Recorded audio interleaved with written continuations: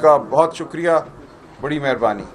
کیا آپ کو زحمت اس لیے دی ہے کہ پچھلے کچھ دنوں سے جس طرح عدالتوں سے سزائیں آ رہی ہیں، یہ میں سمجھتا ہوں پورے ملک کے لیے ایک لمحہ فکریہ ہے.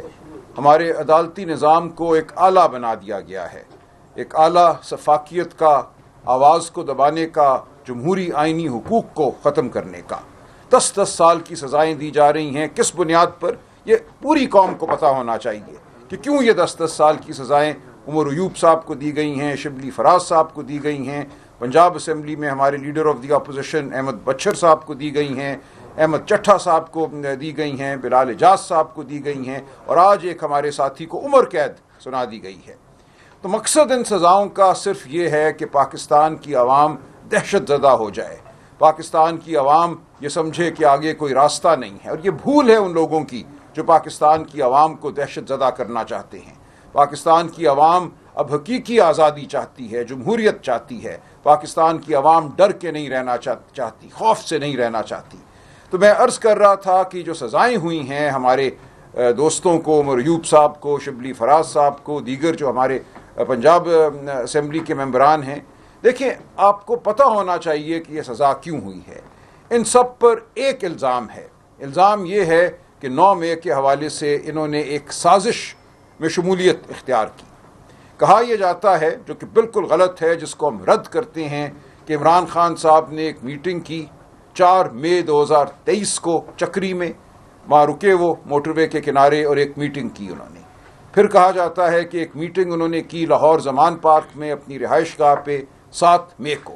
اور ان 2 میٹنگز میں کہا جاتا ہے کہ ایک سازش تیار کی گئی 9 مئی کے حوالے سے. اور جو لوگ ان میٹنگز میں شامل تھے ان تمام کو اب یہ سزائیں مل رہی ہیں، جن کے بارے میں یہ کہا جاتا ہے کہ وہ شامل تھے. ایسا حقیقت میں کچھ نہیں ہے. لیکن ان 2 میٹنگز کی شہادت کیا ہے ان عدالتوں کے سامنے؟ صرف 2 پولیس کے ملازمین. ایک ملازم یہ کہتا ہے کہ 4 مئی کو میں نے دیکھا کہ خان صاحب چکری، وہاں جو ایک کوئی ریسٹورانٹ تھا، اس میں بیٹھے گفتگو کر رہے ہیں اپنے ساتھیوں سے، تو میں چپکے سے سرکتا ان کے پاس جا کے کھڑا ہو گیا اور میں نے یہ گفتگو سن لی. دوسرا یہ کہتا ہے کہ 7 مئی کو میں کسی طرح خان صاحب کے گھر میں داخل ہو گیا، ان کے ڈرائنگ روم میں کسی طرح داخل ہو گیا، اور اتنی ایک خفیہ گفتگو جو ہو رہی تھی وہ میں نے بیٹھ کر سن لی، اور میں گواہی دیتا ہوں کہ یہ گفتگو ہوئی.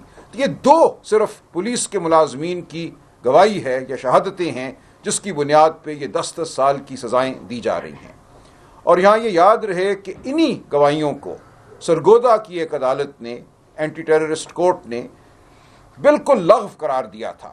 اس عدالت نے یہ کہا کہ یہ ایسی گواہی ہے جس کو کوئی ذی شعور مان نہیں سکتا، یہ مذاق خیز گواہی ہے. یہ کہنا کہ دیکھے بغیر میں عمران خان کے ڈرائنگ روم میں داخل ہو گیا، پتہ نہیں صوفے کے پیچھے چھپ گیا یا میز کے نیچے لیٹ گیا، کیسے میں نے یہ بات سن لی، اس کے علاوہ کچھ بھی نہیں ہے اس تمام مقدمے میں جو سازش کا مقدمہ بنایا گیا ہے. تو ایک عدالت نے اس کو رد کیا. اس عدالتی فیصلے کے بعد سرکار کی اپیل ہائی کورٹ میں پڑی ہوئی ہے، اور یہ ہوتے ہوئے اس جج صاحب کے ساتھ جو ہوا وہ ایک علیحدہ کہانی ہے. گولیاں چلی ان کے گھر پر، مقدمے اور ججوں کے پاس چلے گئے. ان جج صاحبان نے اسی گواہی، اسی شہادت کی بنیاد پر اب یہ فیصلے دینا شروع کیے ہیں جو آپ کے سامنے آ رہے ہیں. وہ فیصلہ سرگودا سے آئے یا وہ فیصلہ فیصل آباد سے آئے. یہ ہے کل حقیقت ان مقدموں کی، یہ ہے کل گواہی، کل شہادت، جس کی بنیاد پہ قوم کے منتخب نمائندوں کو 10 سال کی سزا دی جا رہی ہے ان 2 ملازمین کی گواہی پر، شہادت پر. تو یہ پوری قوم کو پتہ ہونا چاہیے کہ کیا مذاق ہو رہا ہے اس وقت اس قوم کے ساتھ، اس قوم کی جمہوریت کے ساتھ. تو ہماری یہ پوری قوم سے یہ گزارش ہے، یہ التجا ہے کہ حقیقت کو سمجھے، اس حقیقت کے خلاف آواز بلند کرے. ہم محکوم نہیں ہیں، ہم ضرور اپیلیں کریں گے، عدالتوں میں جائیں گے، لیکن 26ویں آئینی ترمیم کے بعد جو عدالتوں کی صورتحال ہے وہ بھی آپ کے سامنے ہے. 26ویں آئینی ترمیم کا بڑا مقصد یہی تھا کہ عدالتوں کو مغلوب بنایا جائے. 2 بڑے فیصلے جو آئے تھے، جو پاکستان کی سپریم کورٹ نے دیے تھے، ایک فوجی عدالتوں کے حوالے سے کہ سویلین کی ٹرائل فوجی عدالت میں نہیں ہو سکتی، اور دوسرا یہ کہ پی ٹی آئی کو مخصوص نشستیں ملنا پی ٹی آئی کا اور پاکستان کے عوام کا حق ہے جنہوں نے پی ٹی آئی کے حق میں ووٹ ڈالے. ان 2 فیصلوں کو رد کرانا 26ویں آئینی ترمیم کا بڑا مقصد تھا، اور یہ مقصد حاصل کر لیا گیا. اس کے ساتھ ساتھ 26ویں آئینی ترمیم کا مقصد تھا کہ پورے عدالتی نظام کے اوپر ایک غلبہ ہو انتظامیہ کا، غلبہ ہو فیصلہ سازوں کا۔ تو وہ غلبہ اب ہمیں نظر آ رہا ہے، اس کے نتائج ہمیں نظر آ رہے ہیں، لیکن ہم پھر بھی لڑتے رہیں گے۔ ہم قانون کی جنگ لڑیں گے، ہم آئین کی جنگ لڑیں گے، کیونکہ پاکستان تحریک انصاف ایک تحریک کی انصاف کے لیے ہے، قانون کے لیے ہے، شرافت کے لیے ہے۔ تو ہم یہ جنگ لڑیں گے، یہ ہم عوام کی عدالت میں بھی لڑیں گے اور ہم ان عمارتوں میں بھی لڑیں گے جن کے باہر لکھا ہوا ہے لفظ عدالت۔ ان عدالتوں میں انصاف ملتا ہے یا نہیں ملتا ہم دیکھیں گے، ان عدالتوں میں عدل ہے یا نہیں ہے ہم دیکھیں گے، لیکن ہم بہرحال لڑیں گے اور آپ کے ساتھ لڑیں گے، ہم بھاگنے والے نہیں ہیں۔ جتنوں کو بھی جیل میں ڈالنا ہے ڈال دیا جائے، کیونکہ ہم پاکستان کی بقا کی جنگ لڑ رہے ہیں۔ پاکستان میں اگر شرافت نے قائم رہنا ہے، پاکستان میں اگر قانون کے تصور نے قائم رہنا ہے، آپ کو مجھے اگر کچھ بھی اعتبار ہونا ہے ہمارے عدالتی نظام پر، تو ہمیں یہ جنگ جیتنی ہے۔ ہمیں اپنے ان دوستوں کو رہا کرانا ہے۔ اسماعیل جس کی چند ہفتے قبل شادی ہوئی تھی، جس کو آج عمر قید کی سزا دی گئی ہے، ہم نے اس کو اپنے ساتھ لا کر کھڑا کرنا ہے، اس کو اس کے پیاروں کے پاس واپس پہنچانا ہے۔ یہ جنگ ہم اس لیے لڑ رہے ہیں کہ پاکستان کا غریب 78 سال سے محکوم ہے، پاکستان کے غریب کو 78 سال سے دھمکایا جا رہا ہے۔ پچھلے ہفتے میں سندھ میں تھا، وہاں لہلہاتے کھیت ہیں، رنڈو الایار چلے جائیں، کہیں اور چلے جائیں دریائے سندھ کے کنارے، لیکن ان کھیتوں کے ساتھ بسنے والا ہاری خوف زدہ ہے۔ اس کو نہیں پتا کہ اس کو اگلا کھانا ملے گا کہ نہیں ملے گا، اس کا جسم کمزور ہے، اس کے بچوں کو تعلیم حاصل نہیں ہے، صحت حاصل نہیں ہے۔ ہم ان کی جنگ لڑ رہے ہیں، ہم پنجاب کے مظلوم کی جنگ لڑ رہے ہیں، ہم اس کی جنگ لڑ رہے ہیں جس کو ترا میں یا باجوڑ میں اپنے گھر سے بے گھر کیا جا رہا ہے۔ ہم گمشدہ بلوچ کی جنگ لڑ رہے ہیں، ہم آزاد کشمیر کے حقوق کی جنگ لڑ رہے ہیں، اور گلگت بلتستان کے جو معدنی ذخائر ہیں، جو خزانے ہیں، وہ ان کے لوگوں کے کام آئیں۔ ہم یہ جنگ لڑ رہے ہیں۔ تو یہ جنگ ہم پاکستان میں انصاف کے لیے لڑ رہے ہیں، معاشی انصاف کے لیے لڑ رہے ہیں اور قانونی انصاف کے لیے لڑ رہے ہیں۔ ہم یہ شرافت کے لیے لڑ رہے ہیں۔ کل کے 2 دن تاریخ تھے، سزائیں آئیں اس انداز میں کہ جس کا کہیں بھی میں سمجھتا ہوں تصور نہیں ہے، کسی مہذب ملک میں اس طرح سزائیں نہیں دی جاتی۔ تو ہم آپ سے گزارش کرتے ہیں کہ ثابت قدم رہیں۔ ہم ثابت قدم ہیں، عمران خان جیل میں ثابت قدم ہے، اس کے استقلال میں ذرہ برابر فرق نہیں آیا، وہ چٹان کی طرح جیل میں بیٹھا ہے۔ 5 اگست کو اس کے 2 سال ہو جائیں گے جیل میں۔ 5 اگست کا دن ہم سب کو یاد دلاتا ہے کہ ہم ایک جنگ میں ہیں، حالت جنگ میں ہیں۔ پاکستان نے ترقی کرنی ہے، پاکستان نے فلاح پانی ہے، ہم ہیں اس ترقی اور فلاح کی ضمانت، پاکستان کے عوام ہیں۔ پاکستان کے عوام کی آواز کو دبا کر ترقی نہیں ہو سکتی۔ آپ کسی بھی ملک سے کوئی بھی معاہدہ کر لیں، بالآخر پاکستان کے عوام نے پاکستان کے کھیتوں میں کام کرنا ہے، پاکستان کی فیکٹریوں میں کام کرنا ہے۔ جب تک ان کا دل نہیں ہوگا، جب تک ان کو عزت نفس حاصل نہیں ہوگی، یہ ملک ترقی نہیں کرے گا۔ ہم نے پاکستانیوں کو ان کی عزت نفس واپس دلانی ہے۔ وہ گھر جن کو آج توڑا جا رہا ہے، پورے ملک میں یہ ہو رہا ہے اور بالخصوص پنجاب میں یہ ہو رہا ہے، 5 اگست کے خوف سے گھروں کو توڑا جا رہا ہے، چار دیواری کو پامال کیا جا رہا ہے، جھوٹی FIRیں بنائی جا رہی ہیں، ہم پر مقدمے قائم کیے جا رہے ہیں جن کا کوئی وجود نہیں ہے۔ ہم سب اب اس وقت بیلے لینے کے لیے ایک عدالت سے دوسری عدالت کی جانب جا رہے ہیں۔ یہ کب تک اس طرح چلے گا ملک؟ تو ہم التجا کرتے ہیں، ہم کہتے ہیں ان کو جو فیصلہ ساز ہیں کہ ہمارے ساتھ بیٹھو، ہوش کے ناخن لو۔ ہم پاکستان کے خیر خواہ ہیں، ہم پاکستان کی فلاح کے خیر خواہ ہیں۔ پاکستان کی فلاح کا راستہ، معیشت کی فلاح کا راستہ ہمارے ساتھ چلتا ہے۔ ہمیں علیحدہ کر کے پاکستان کی فلاح نہیں ہو سکتی، کیونکہ ہم پاکستان کے عوام کی آواز ہیں۔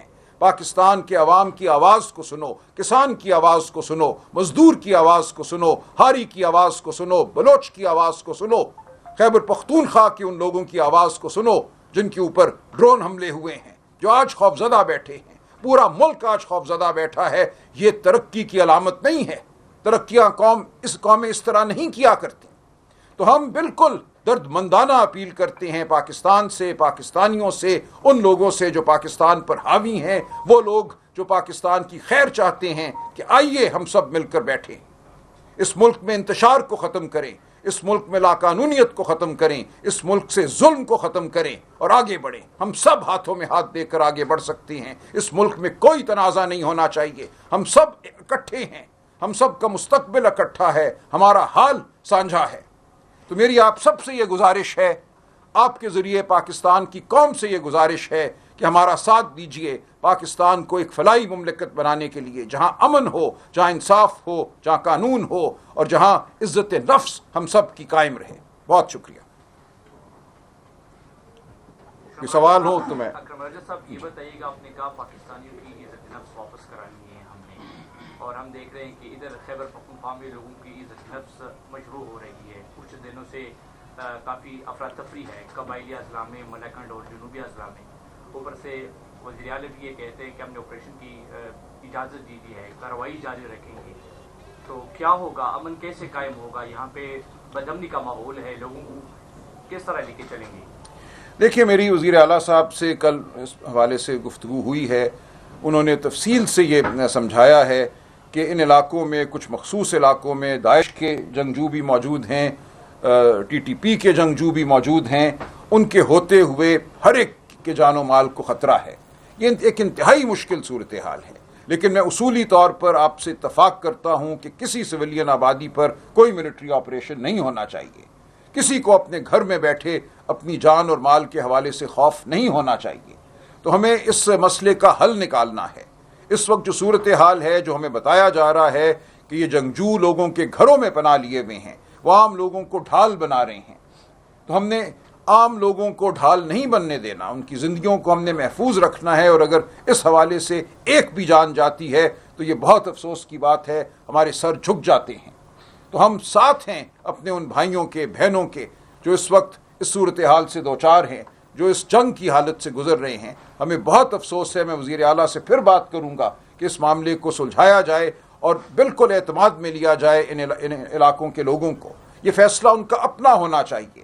اگر کچھ دنوں کے لیے ان کو ایک طرف ہونا ہے تاکہ ان جنگجوؤں کے ساتھ معاملہ کیا جا سکے، تو وہ اپنی مرضی سے ہوں، زبردستی دھونس کی بنا پر کسی کو اس کے گھر سے نقل مکانی کرنے پر مجبور نہ کیا جائے۔ سر یہ بتائیں، 5 اگست کو جو پاکستان تحریک انصاف کا جو احتجاج ہے، ابھی تک اس حوالے سے بتایا نہیں جا رہا کہ دیکھیں میں عرض کروں، جی، یہ عمران خان صاحب کے حکم کے مطابق تحریک تحفظ آئین پاکستان کے پلیٹ فارم سے یہ احتجاج ہو رہا ہے۔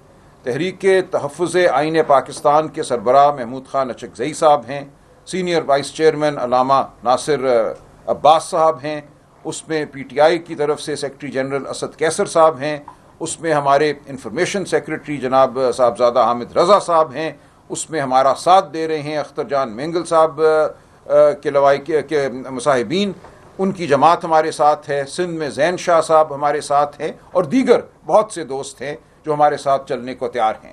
تو یہ ایک ملک گیر ہم سمجھتے ہیں تحریک ہے اور ہوگی، یہ طاقت پکڑے گی۔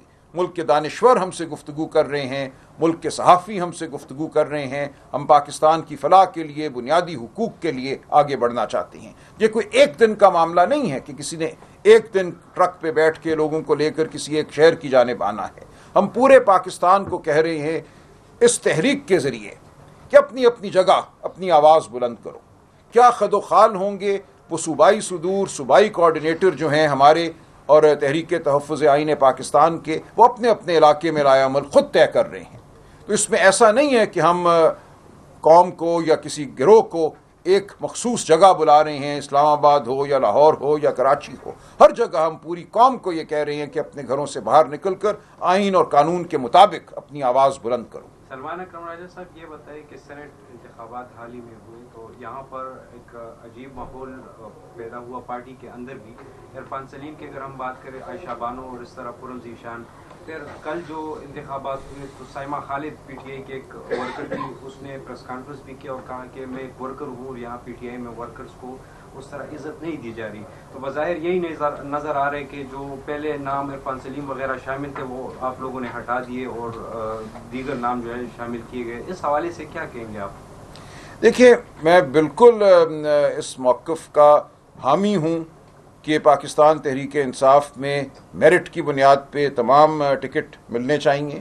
ورکر کا حق پہلا ہے، کسی امیر کا کوئی حق نہیں ہے کہ وہ اربوں کی بنیاد پہ ٹکٹ حاصل کر سکے، ایسا بالکل نہیں ہونا چاہیے۔